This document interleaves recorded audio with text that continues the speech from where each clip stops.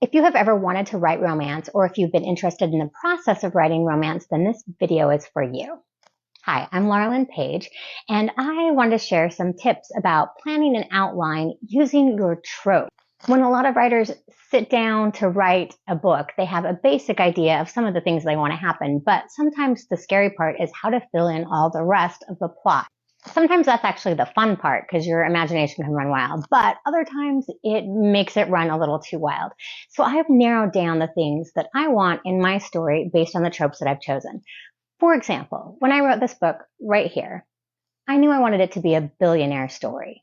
So knowing that it was a billionaire romance, I already had some things decided from the very beginning. I knew I needed to set it in a big city where a billionaire would be most likely living, where he had lots of opportunities to show his power and his wealth.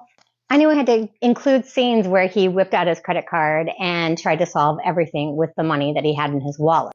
I knew my heroine had to have opportunities to push back against him to show the differences in the class and lifestyle that they had. All of those things are typical elements that you find in a billionaire romance.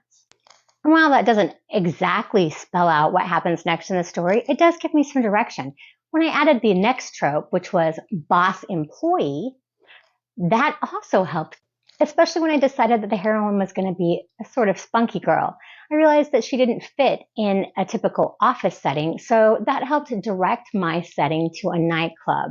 And it gave plenty of opportunities for her to push back against the class and power of her boss. So then when I was stuck in the story and I needed an idea of where to go next, I could think, oh, how about I add in a shopping scene so that the billionaire can pull out his credit card and make everything better with his money. And right now when we talk about it, it feels like it's filler material. Those filler scenes really are what makes up a trope. All those little details that readers are looking for when they are picking up a billionaire romance or a boss employee romance. If you want more examples or want me to go into this further, then please pick up this Audible original. It's available only in audio. I narrated it, 5 episodes of all of my tips and strategies for writing romance. This Audible original is part of the Great Courses program, and you can pick it up for free if you're an Audible Plus member.